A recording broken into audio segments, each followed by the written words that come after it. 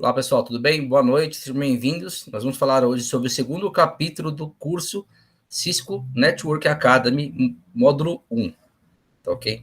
Sinta-se à vontade para enviar as perguntas, nós não respondemos durante a gravação desse vídeo, a gente responde posteriormente aí, seja pelo próprio canal, seja pelas plataformas aí do Google Meet ou até mesmo do Classroom, tá ok? Nós vamos começar falando hoje do segundo módulo.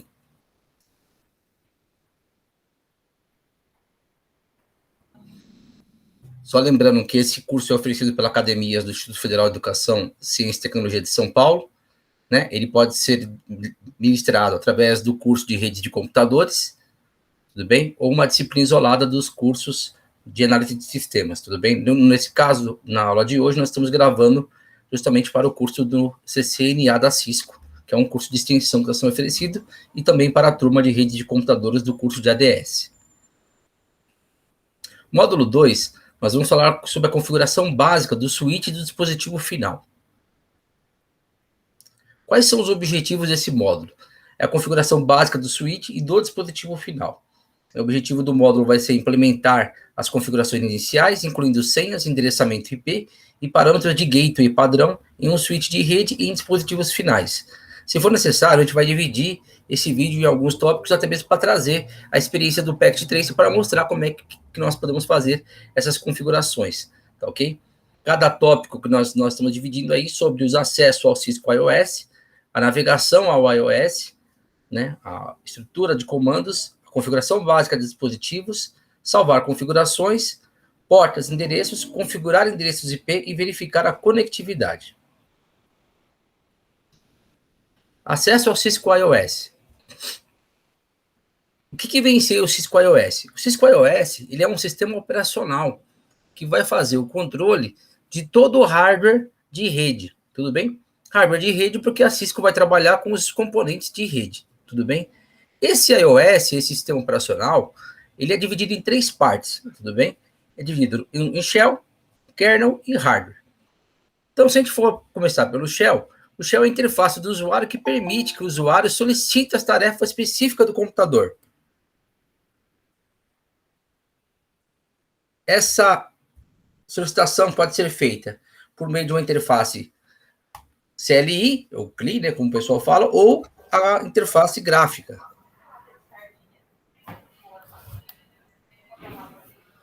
O que é a interface CLI? A interface CLI é chamada de Common Language Interface, ou mais comumente chamado de linha de comando, tudo bem? E a interface GUI é a interface gráfica, tudo bem? Rodrigo, pode fechar o áudio, por favor, Rodrigo? Obrigado. Nós temos a segunda camada aí do sistema operacional, que é o kernel. O kernel comunica entre o hardware, faz a comunicação entre o hardware e o software do computador e gerencia os recursos de hardware, como eles são usados, né, para atender os requisitos de software. Basicamente, como que a gente pode resumir isso aí? Durante a especificação do hardware, ao ser feita a programação dos componentes, essa programação é chamada de programação em baixo nível. Então, a estrutura de comandos, por exemplo, é uma estrutura muito mais complexa do que a gente está acostumado a utilizar. E isso provavelmente faria com que o nosso uso ficasse muito mais difícil, assim como era lá nos anos 80, anos 70, o uso do computador era muito difícil justamente por conta disso. Você tinha que ter uma camada você não tinha uma camada de programação mais simplificada. Então, várias camadas de programação foram feitas para poder abstrair esse código. Então, quando nós temos, através de um shell, né, tanto de uma interface gráfica ou de uma linha de comando, nós executamos um comando, exemplo de um ipconfig, né, ou até mesmo um outro comando arp-a, o que acontece? Esse comando, o kernel traduz esse comando para a linguagem de máquina para que esse hardware possa executar essa tarefa e devolver a resposta do comando para o seu usuário. Tudo bem? O hardware é a parte física do computador, né, inclui os componentes eletrônicos e todos os seus subjacentes aí. O que seria isso aí? Toda aquela parte física do hardware vai ser a parte física, né? Todos os equipamentos físicos por si só são chamados do hardware aí. Então, as placas, os computadores, os switches, roteadores, os modems vão entrar nessa categoria. Como que nós podemos acessar o Cisco iOS? Através de uma interface gráfica, ela permite que o usuário interaja com o sistema, usando o ambiente com ícones, né? De uma forma mais simples de você utilizar. Então, basicamente, você vai ter lá o mouse, você vai utilizar essa interface, você vai clicar, arrastar lá os componentes, dar duplo cliques, mais ou menos como a gente usa os sistemas operacionais, né? As interfaces gráficas de Windows, Linux ou Mac, tanto faz. A interface gráfica, ela é bem mais amigável. Ela é bem mais amigável, né? Requer menos conhecimento da estrutura de comandos. Por quê? Ao executar, por exemplo, um duplo clique lá, você está executando uma atividade, uma tarefa, e essa tarefa, quando você está executando, você necessariamente não está executando a tarefa por si só, você está executando um comando por trás. Então, toda a interface gráfica, toda a estrutura gráfica que você tem ao executar esse comando, é feita para quê? Para que você possa simplificar essa utilização. Tudo bem? Exemplo de interface gráfica que a gente tem o próprio Windows, as interfaces do macOS, o KDE do Linux, né, o próprio GNOME, tem outras versões de interface gráfica, né? Nós temos também o Apple iOS e o próprio Android também é uma versão de interface gráfica, né? O Graphical User Interface, que é esse GUI aí que está chamado. Tudo bem? As interfaces gráficas, elas podem falhar, travar ou simplesmente não funcionar como especificado. Por esse motivo, o dispositivo de rede geralmente é configurado por meio da linha de comando, que é o CLI aí, né? Que é Command Line Interface. Então, a linha de comando, ela é mais rápida, oferece um desempenho melhor. Porém, ela requer que você tenha um maior conhecimento sobre a estrutura de comandos para ser executada. Ela não é intuitiva como é a interface gráfica. Qual que é a finalidade do Cisco iOS, né? O sistema operacional do PC permite que o usuário faça algumas atividades. Por exemplo, pode usar o mouse, pode usar algum software de escritório, por exemplo, o Office, o próprio navegador, o browser. Você pode usar essas atividades porque a interface gráfica te permite você fazer lá o famoso drag and drop, né? Você arrastar, copiar, colar, tudo com o auxílio do mouse, né? Você insere texto, comando baseado em você insere texto, né, comando baseado em texto, e o sistema operacional de rede, baseado em uma linha de comando, ele permite que o técnico de rede ou analista de rede faça o seguinte: ele pode usar um teclado para executar programas de rede baseado na linha de comando. Quando a gente falar aqui a CLI, né, está falando aqui a linha de comando. Opa, vamos retornar aqui. Então, nós vamos usar um teclado, né, para inserir o texto, os comandos baseados aqui, semelhante ao que está acontecendo aqui, ó. Tudo bem até aí? Quais são as formas de você acessar, por exemplo, o sistema operacional da Cisco? Você tem um cabinho azul aqui, o famoso cabo console. O que é o cabo console? É uma porta de gerenciamento física.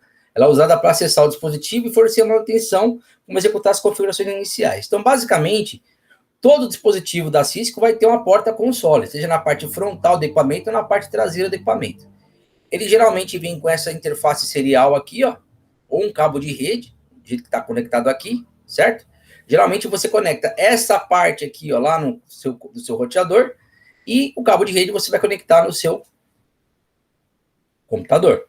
Tudo bem? Então, você vai com o notebook lá, por exemplo, lá no data center, você vai plugar esse cara lá no seu data center, conectar no seu dispositivo final, você está fazendo uma conexão direta ao seu console. Tudo bem? Quando você fizer isso, como é que você vai acessar? Você vai abrir, por exemplo, um terminal SSH, aqui um exemplo é a utilização do PUT, né, que você vai estar utilizando aqui, ó. Ele coloca aqui, ó, tá vendo? Um IP, provavelmente esse IP que ele está utilizando aqui é o IP do roteador.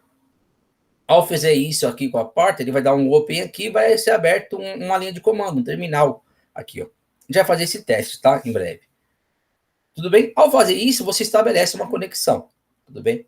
Então, essa é uma forma de você fazer a comunicação. Uma outra forma de você fazer é pelo SSH, que é semelhante a isso, só que você não precisa estar conectado diretamente no equipamento, tudo bem?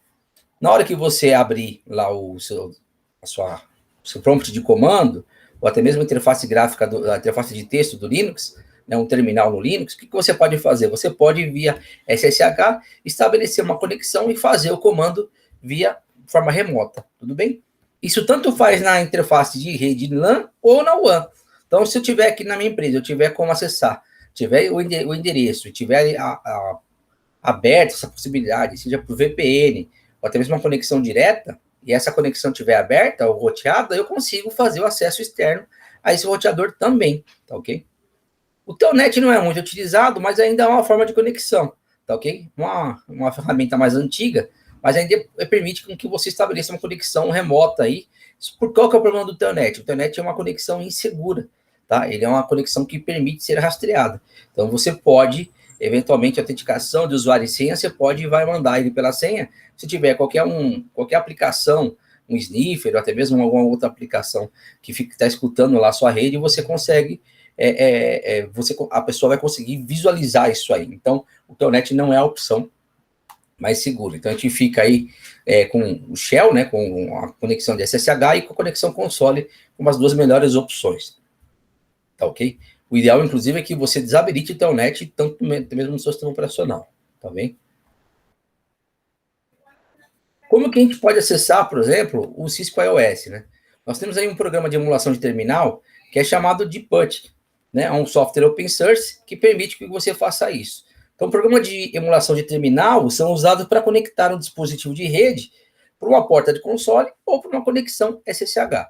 Se você for usar pela porta console, vamos lembrar que você precisa ter aquele cabo especial conectado e o acesso físico ao hardware que você está tentando conectar.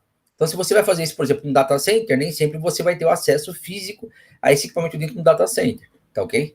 Então, normalmente você vai fazer esse acesso com uma conexão SSH. É evidente que se você tem um problema na rede, a rede caiu, você precisa fazer a manutenção, é essa a primeira opção que você vai utilizar. Você vai ter que acessar fisicamente o seu equipamento para poder fazer essa operação, tá ok? Existem alguns programas de emulação de terminal, como eu já falei, né? O PuTTY, você tem o Tera Terminal, você tem o Secure CRT e outras opções mais, né? O próprio SSH nativo do Linux, você consegue utilizar essas opções normalmente.